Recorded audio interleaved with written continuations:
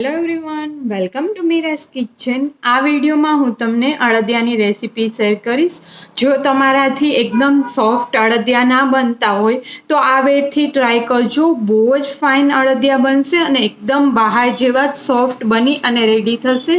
હું તમને આ વિડીયોમાં એક ટ્રીક શેર કરીશ જેનાથી તમારે માવાની બી જરૂર નહીં પડે અને તમે ઇઝીલી અડદિયા બહાર જેવા જ ઘરે બનાવી શકશો. તો ચલો જોઈ લઈએ રેસીપી. અને હા, રેસીપી જોયા પહેલાં જો તમે હજી સુધી મારી ચેનલને સબસ્ક્રાઈબ ના કરી હોય તો જલ્દીથી મારી ચેનલ સબસ્ક્રાઈબ કરી લેજો અને બેલ આઇકન પ્રેસ કરી લેજો, જેથી કરીને મારા લેટેસ્ટ વિડીયોના નોટિફિકેશન તમને પહેલાં મળે અને તમે મારા લેટેસ્ટ વિડીયો જોઈ શકો. અડદિયા બનાવવા માટે અત્યારે મેં અડદની દાળનો લોટ કરકરો જ લેવાનો છે, અડદિયાનો સ્પેશિયલ. તમે દળાવી બી શકો અથવા તો રેડી મળતો હોય છે એ બી લઈ શકો, પણ દળાવેલો લોટ હશે એનો ટેસ્ટ બહુ જ ફાઇન આવશે. તો અત્યારે મેં એક બાઉલ સેટ કરી લીધું અને પોણું બાઉલ જેટલો લોટ લઈ લીધો છે. એને આપણે એક વાસણમાં લઈ લઈશું. અત્યારે આપણે ધાબો દેવાનો છે લોટમાં, તો એના માટે આપણે મિલ્ક લઈ લેવાનું છે.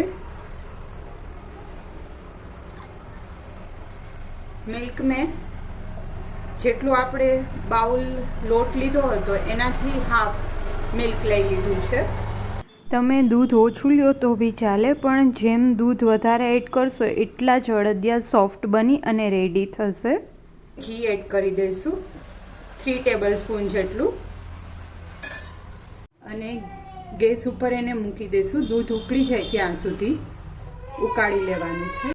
બીજી સાઈડ આપણે ચાસણીની તૈયારી કરી લઈએ. તો એક તપેલી લઈ લઈશું અને એમાં મેં અત્યારે સાકર લીધી છે. જેટલો લોટ લઈએ એટલી જ સુગર લેવાની રહેશે અને સાકર મેલ્ટ થાય એટલું આપણે પાણી એડ કરી દેવાનું છે.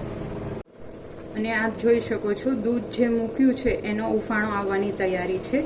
તો ઉફાણો આવી જાય એટલે આપણે ગેસ ઓફ કરી દઈશું.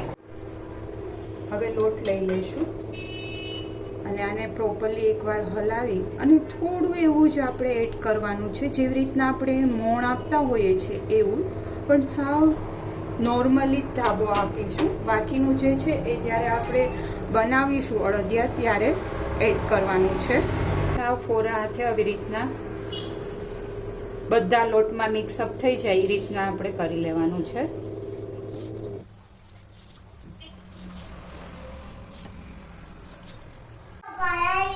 હા, હવે એક બાઉલમાં આપણે જે ધાબો દીધો તો એ લોટને આવી રીતના ચારી લેવાનો છે.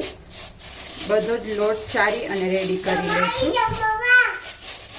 જેથી કરીને જે મોટી કણી હોય એ ભાંગી જાય. એટલા માટે ચારવો કમ્પલસરી છે. આવી રીતના ચારશો એટલે આ જે મોટા ગાંઠા હોય એ બધા ભાંગી જશે. તો અડદિયા માટેનો લોટ રેડી છે. હવે એક કઢાઈ લઈ લઈશું, ગેસ ઓન કરી દઈશું અને એમાં આપણે 7 to 8 ટેબલ સ્પૂન જેટલું ઘી એડ કરી દઈશું. જરૂર લાગશે તો પછી એડ કરીશું, અત્યારે બહુ ઝાઝું એડ નથી કરવાનું. ઘી ગરમ થાય એટલે એમાં આપણે ગુંદ તળવાનો છે. જો તમને ગુંદ ગમતો હોય તો તમે એડ કરી શકો, બાકી સ્કીપ બી કરી શકો. પણ અત્યારે શિયાળામાં ગુંદ બહુ જ ગુણકારક હોય છે અને અડદિયામાં બહુ ફાઇન ટેસ્ટ આવે ગુંદથી. એટલા માટે ઘી ગરમ થઈ જાય એટલે આપણે એમાં ગુંદને ફ્રાય કરી લેશું.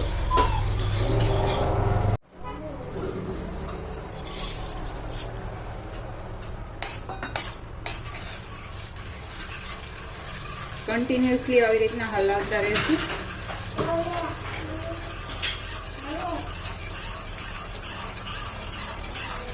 એકદમ ફૂલી અને મોટો થઈ જશે ગુંદ.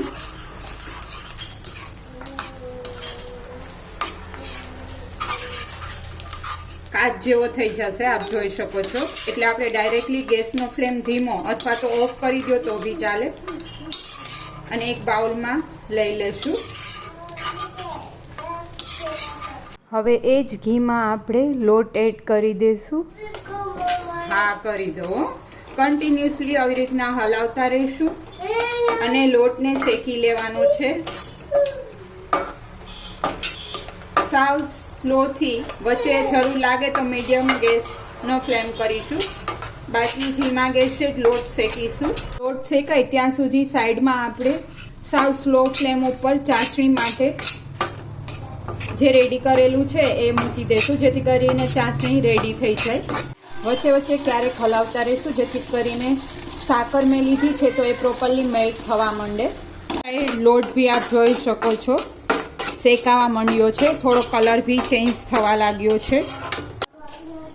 આપ જોઈ શકો છો એકદમ જારી પડવા માંડી છે લોટમાં.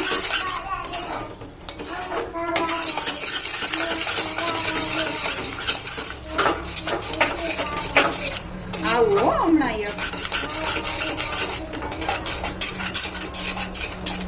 હવે થોડો લોટ શેકાઈ જાય તમને એવું લાગે એટલે એ સ્ટેજ ઉપર જ આપણે જે દૂધ રેડી કરેલું એ થોડું એવું એડ કરતું જવાનું અને કન્ટિન્યુઅસલી હલાવતું રહેવાનું, કેમ કે દૂધ હોય તો નીચે બેસી જશે. આનાથી એકદમ બહાર જેવો જ અડદિયો બની અને રેડી થશે. આવી રીતના તમે પ્રોસેસ ફોલો કરશો તો. જો તમને બંને ચાસણી અને લોટ શેકો સાથે ના ફાવે તો તમે ચાસણી પહેલાં બી લઈ શકો, પહેલાં લઈ અને રાખી દેશો તો બી ચાલશે.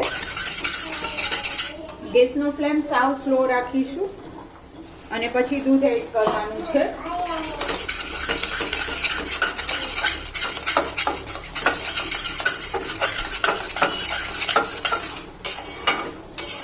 આવી જ રીતના સેમ પ્રોસેસ ફોલો કરવાની છે. જેટલું આપણે દૂધ લીધું છે એ એડ કરતું જશું અને લોટને શેકાવા દેવાનો છે. દૂધ એડ કરતા જશો એટલે આવી રીતના માવા ટાઈપ ટેક્સચર આવી જશે અને હજી બી આપણે સ્લો ફ્લેમ ઉપર જ શેકાવા દેવાનું છે અને વચ્ચે વચ્ચે દૂધ એડ કરતા જશું. નીચે ખાસ ધ્યાન રાખવાનું કે બેસે નહીં, કેમ કે આપણે દૂધ એડ કર્યું હોય એટલે નીચે બેસી જવાની શક્યતા રહે. સાઈડ આપણે ચાસણી ચેક કરી લેશું તો મને લાગે છે કે ચાસણી થઈ ગઈ છે. અત્યારે એક તારની જ ચાસણી લેશું, કેમ કે શિયાળો છે તો બહુ વધારે લેશું તો અડદિયા છે એ કડક બનશે. આપ જોઈ શકો છો સિંગલ તાર બને છે એટલે આ પરફેક્ટ સ્ટેજ છે. ગેસ ઓફ કરી દેશું. ચાસણીને આપણે ઠંડી થવા માટે સાઈડમાં રાખી દઈશું અને લોટને આપણે વ્યવસ્થિત શેકી લેવાનો છે. ઘીની જરૂર લાગે તો થોડું એડ કરી દેવાનું. અત્યારે હું 1 ટેબલસ્પૂન જેટલું ઉપરથી પાછું ઘી એડ કરું છું. લાસ્ટમાં આવું ટેક્સચર આવી જવું જોઈએ. જો આવું ટેક્સચર ના આવે તો થોડું ઘી એડ કરવાનું રહેશે તમારે. અત્યારે મેં બધું દૂધ ફિનિશ કરી દીધું છે અને હવે આપણે લોટને પ્રોપરલી શેકાવા દેવાનો છે. જારી બી પાછી પડવા માંડી છે આપ જોઈ શકો, જેથી કરીને દૂધ આપણે એડ કર્યું હોય એ પ્રોપરલી માવો બની જાય એનો. એટલા માટે સાવ લાસ્ટ ટાઈમે એડ નહીં કરીએ, એ બી કૂક થઈ જાય. તમે જ્યારે કોઈ બી સ્વીટ બનાવતા હોય ત્યારે જે કઢાઈ હોય એ જાડા તળિયાવાળી જ લેવાની, જેથી કરીને નીચે બેસે નહીં. અને અત્યારે આપણે જ્યારે ચાસણી એડ કરીશું ત્યારે થોડો કલર લાઇટ થઈ જશે, એટલે તમને જેટલો કલર જોતો હોય એ પ્રમાણે લોટને શેકવાનો રહેશે. બાકી આ સ્ટેજ ઉપર લોટ તો પરફેક્ટલી શેકાઈ જ ગયો છે, પણ જો હજી થોડોક ડાર્ક કલર જોતો હોય અડદિયાનો તો થોડી વાર શેકવા દેવાનો. પ્રોપર શેકાઈ ગયો છે અને અમારા ઘરે લાઇટ પિંકિશ કલર ઉપર જ અડદિયો જોઈએ છે, એટલા માટે હું ગેસ ઓફ કરી દઈશ. અને પ્લસ હજી આ જે પેન ગરમ હશે એટલે થોડો શેકાતો જ રહેશે લોટ. તો અત્યારે આને બી આપણે રૂમ ટેમ્પરેચર પર આવવા દઈશું. સાવ ઠંડુ થઈ જશે ત્યાં સુધી. વચ્ચે એવું લાગે વધારે ગરમ છે તો હલાવતું રહેવાનું. ગેસ અત્યારે મેં ઓફ કરી દીધો છે. હવે આ રૂમ ટેમ્પરેચર પર આવી ગયું છે તો એમાં આપણે ચાસણી એડ કરી દઈશું. ચાસણી બી સાવ રૂમ ટેમ્પરેચર પર સાવ ઠંડી થઈ જાય પછી જ બંને મિક્સઅપ કરવાના છે.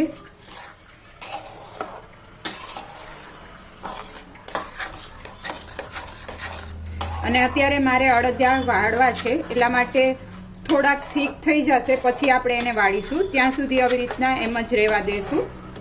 હવે એમાં આપણે ગુંદ એડ કરી દઈશું. અત્યારે મેં થોડોક કાઢી લીધો કેમ કે મયુરને ને યક્ષને પ્લેન જ ભાવે છે અડદિયા, એટલા માટે મેં એનું અલગથી લઈ લીધું અને પછી હું ગુંદ અને બધો મસાલો કરીશ.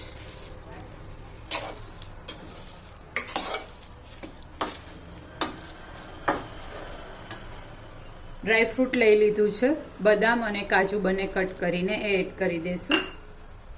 અડદિયાનો મસાલો જે રેડી આવે છે એ જ લઈ લીધો છે, એ એડ કરી દઈશું. તમે જેટલા અડદિયા બનાવ્યા હોય એ હિસાબે તમારા ટેસ્ટ પ્રમાણે મસાલો એડ કરવાનો રહેશે. હવે પ્રોપરલી મિક્સઅપ કરી અને થોડું થીક થઈ જાય, વડાવા જેવા થઈ જાય, બેટર વડાય એટલું, ત્યાં સુધી આપણે એમ જ રહેવા દઈશું. વચ્ચે ક્યારેક આપણે ચેક કરતા રહેવાનું, જેથી કરીને એકદમ કઠણ ના થઈ જાય, એ ખાસ ધ્યાન રાખવાનું રહેશે. તો એકદમ થીક થઈ ગયો છે, એ રીતના ઇઝીલી હલતો નથી. આ પરફેક્ટ સ્ટેજ છે. તમે ઘીવાળો હાથ બી કરી શકો, પણ અડદિયા મોસ્ટ ઓફ અનઇવન શેપના જ હોય છે. એક વાટકો લઈ લઈશું અને આવી રીતના વાળી લેવાના છે. વાળી વાટકામાં અને એક પ્લેટમાં રાખી દઈશું. આવી જ રીતના બધા અડદિયા આપણે સેમ વે વાળી લેવાના છે. તમારે જેવડી સાઈઝના બનાવો હોય એ સાઈઝમાં.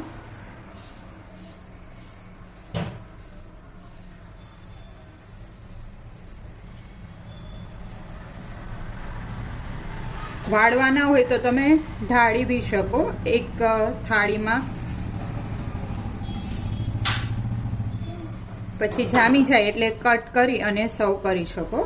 અને આને તમે સ્ટોર કરી શકો બહાર. અત્યારે શિયાળો છે, વિન્ટરની સિઝન, ઠંડુ વાતાવરણ જ હોય એટલે 15 દિવસ સુધી, 10 થી 15 દિવસ સુધી કશું જ નહીં થાય. તો રેડી છે અડદિયા, એકદમ સોફ્ટ અને બહાર જેવા જ બની અને રેડી થશે. આપ બી આ રેસીપી ટ્રાય કરજો અને કમેન્ટ કરી અને જણાવજો તમને મારી રેસીપી કેવી લાગી. Thank you for watching my video.